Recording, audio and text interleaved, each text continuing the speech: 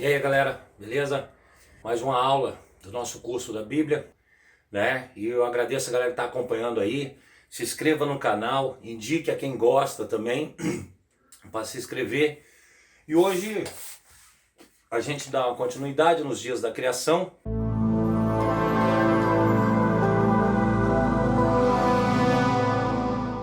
A gente fechar esses dias da criação, capítulo 1, versículo 20, que vem o quinto dia da criação, no nosso curso A Ciência, a História e a Bíblia. Entendendo como base de que a história é uma ciência que estuda os homens do tempo e que a Bíblia em si é escrita pelos homens, e o nosso trabalho de interpretação é justamente entender esses homens dessa época, porque que escreveram dessa forma, como eles pensavam, porque pensavam assim, e essa relação deles com a terra e com o divino. Deus disse: polulem as águas de uma multidão de seres vivos, e voem aves sobre a terra, debaixo do firmamento dos céus. Deus criou os monstros marinhos e toda a multidão de seres vivos que enchem as águas, segundo a sua espécie, e todas as aves segundo a sua espécie. E Deus viu que isso era bom, e Deus os abençoou. Frutificai, disse ele, e multiplicai-vos, e enchei as águas do mar, e que as aves se multipliquem sobre a terra. Sobreveio a tarde e depois a manhã. Foi o quinto dia. Então nós temos no quinto dia da criação, né, a criação dos seres vivos, dos animais.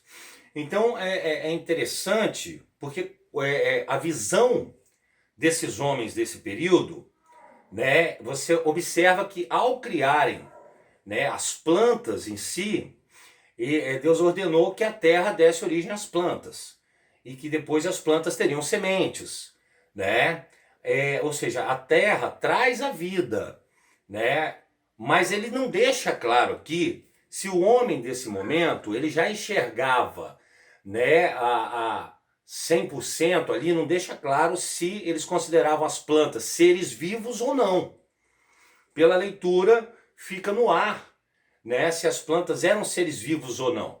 Né? A planta tinha sua semente, a planta ela vai de certa forma se reproduzir, mas quando a gente começa aqui, ó, polulem as águas de uma multidão de seres vivos e voem aves sobre a terra debaixo do firmamento dos céus. Então, nós notamos que o homem enxerga os animais, em geral, né, como seres vivos. Ele vai enxergar como seres vivos. As plantas em si, não fica claro, né? A gente não pode afirmar aqui, na visão da ciência e história, que as plantas eram vistas como seres vivos igual animais, né? Parece que eles fazem essa distinção, tá? Até porque, dentro da própria Idade Antiga e até a Idade Média, o homem ele separava um pouco isso da seguinte maneira. Os animais, que nós chamamos de animais hoje, eram chamados de bestas. Existiam as plantas, que ninguém questiona se é ser vivo ou não, até a Idade Média, né? Ali, eles sabem da importância das árvores, claro, não resta dúvida, eles sabem da importância dos frutos, mas eles veem isso muito ligado à terra, eles não veem isso como um ser à parte da terra, não se via floresta, não se via os frutos, não se via, até a Idade Média, as plantas, né? Como algo separado da terra, compreenderam? Ali dentro da Idade Antiga e Média. Então os animais, que a gente chama de animais hoje, eram chamados de bestas, e o homem, o ser humano, vai ser chamado de animal, do latim anima, compreenderam? Do latim anima. Então, de certa forma, anima é alma.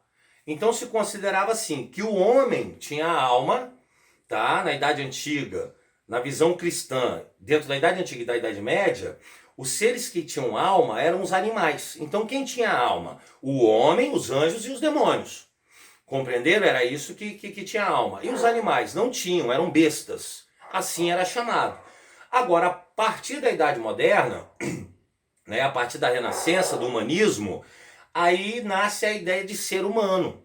Ou seja, nós passamos a ser chamados de seres humanos não éramos mais considerados animais, e sim o que era besta passou a ser chamado de animal. Foi isso que aconteceu na história, né? Então é interessante porque Deus faz uma criação pronta. Ele não está aqui esclarecendo, né, esse processo da onde veio o animal ou deixou de vir. Realmente Deus faz isso no divino, no passe de mágica, né? Pá, ele cria, né, os animais, né, tanto os aquáticos como terrestres, tá?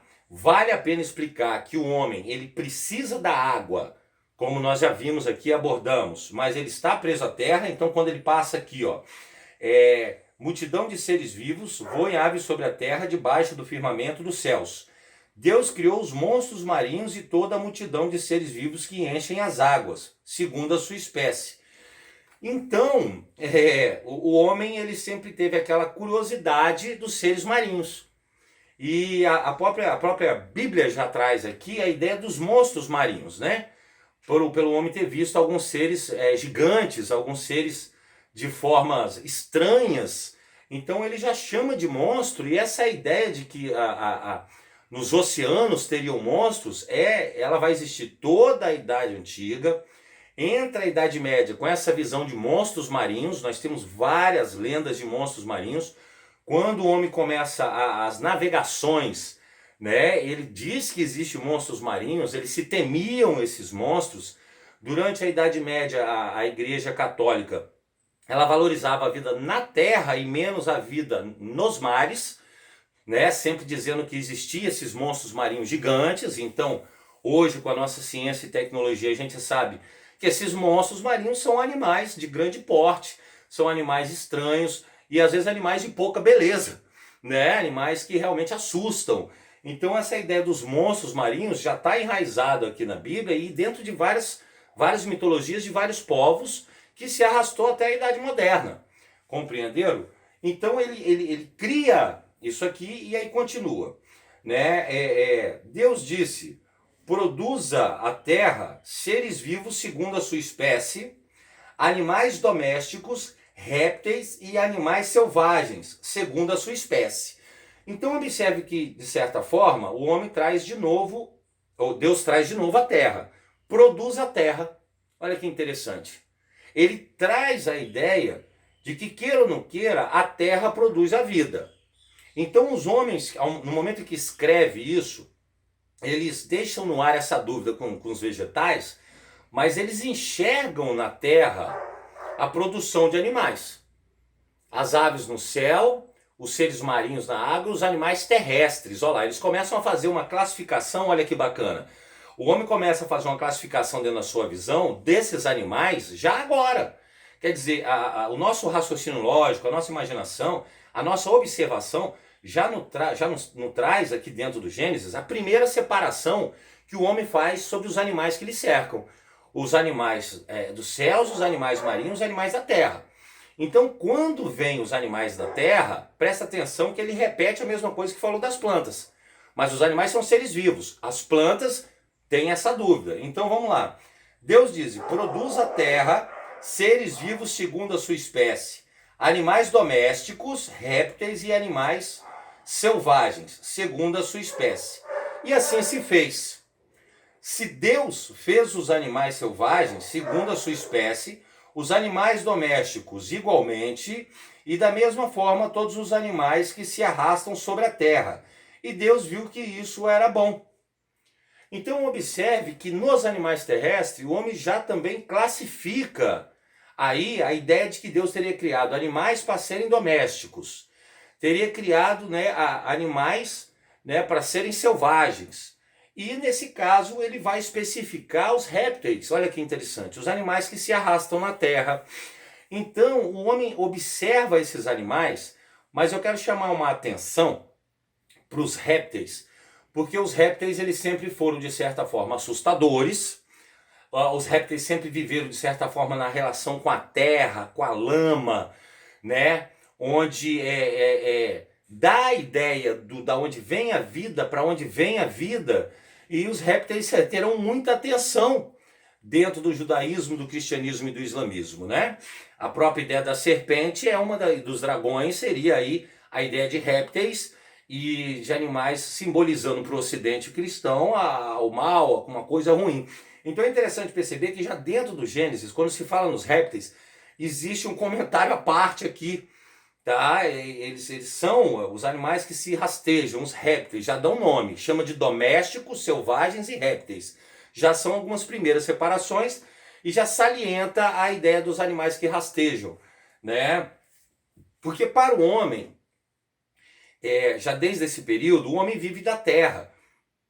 Mas se rastejar na terra não é uma coisa bacana, sabe? Ficar na lama não é uma coisa bacana. Essas expressões para o homem já são usadas como ruins, já desde a antiguidade, né? O cara tá na lama, o cara tá se rastejando, tá entendendo? É uma visão de queda, é uma visão de queda.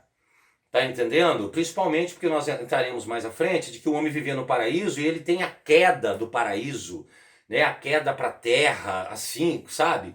Então essa mentalidade, tá? Essa mentalidade histórica já está enraizada aqui dentro do quinto dia. A gente observa que o homem já carrega esse pensamento desde a antiguidade e os hebreus já carregavam desde dentro do seu Gênesis. Compreenderam? E até hoje se pensa assim, essa é uma mentalidade que atravessou as eras. Como eu disse, a história é uma ciência que estuda os homens no tempo. Então existem mentalidades, pensamentos que eles desaparecem, pensamentos que somem, pensamentos que renascem e pensamentos que estão na nossa psique e têm equivalência na nossa psique em todas as eras da história. Essa é uma delas, do homem rastejar, do homem cair na terra, na lama, tá entendendo? E esses animais, os répteis, simbolizar essa coisa ruim. Isso já está enraizado, a gente nota na hora que ele escreve aqui, né?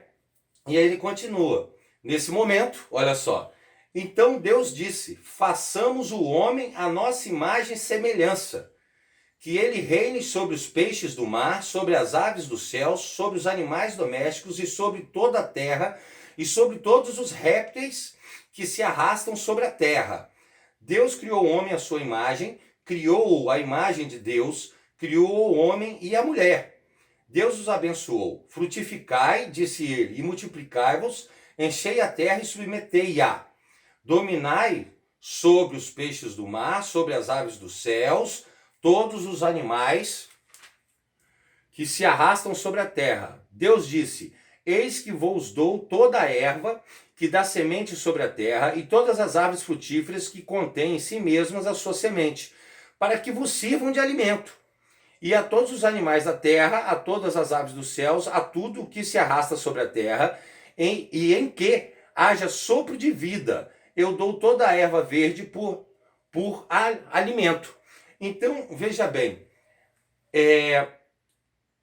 a Bíblia, o judaísmo, o cristianismo, de certa forma o islamismo, é uma das religiões mais antropocêntricas do mundo. Nós podemos observar aí no sexto dia, que é o dia da criação do homem, né, que Deus está criando a terra para o homem. Então, mesmo que Deus está criando a terra para o homem, percebam como a Bíblia fala do homem, né, do ser humano. Entenderam? Nesse finalzinho do Gênesis, no sexto dia, ele traz essa ideia antropocêntrica. Isso é uma das razões do sucesso do cristianismo.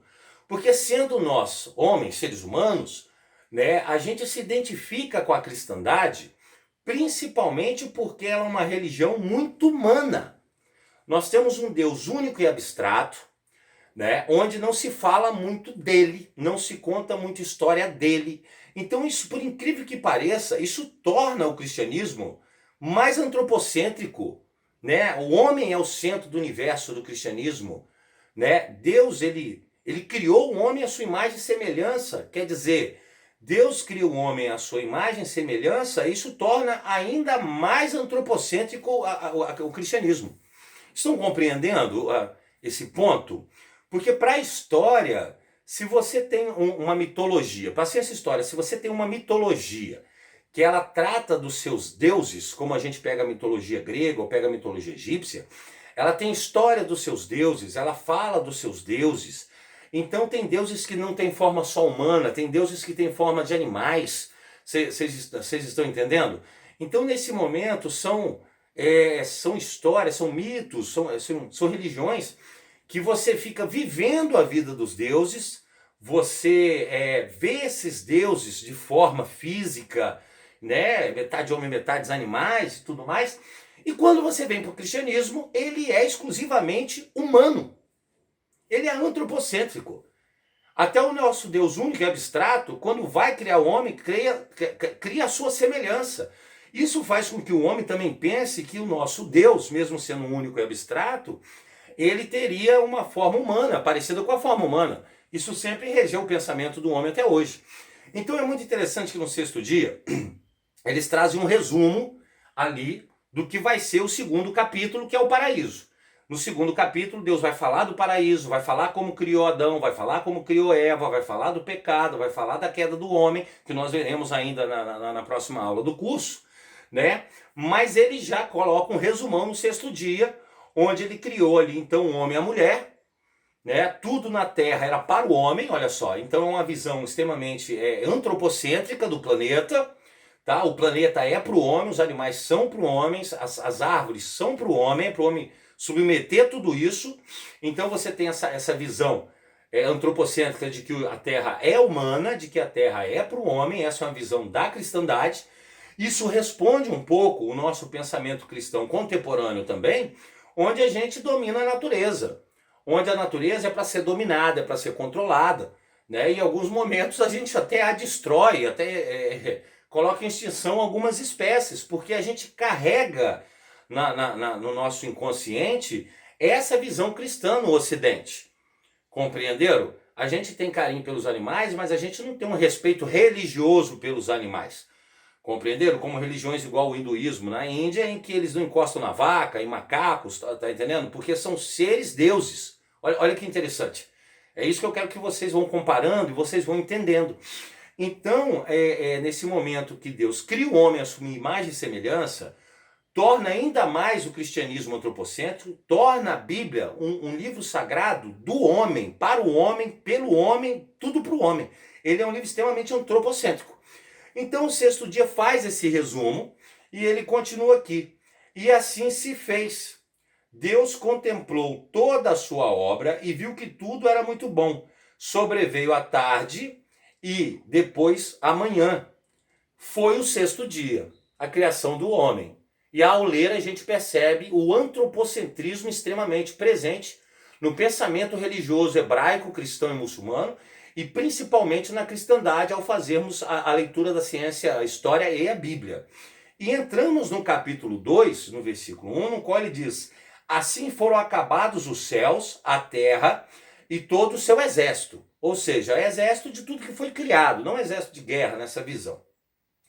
Né? Tendo Deus terminado no sétimo dia sua obra que tinha feito, descansou do seu trabalho. Ele abençoou o sétimo dia e o consagrou, porque nesse dia repousara de toda a obra da criação. Tal é a história da criação dos céus e da terra. Então, vocês observam, galera, que o sétimo dia Deus vem descansar.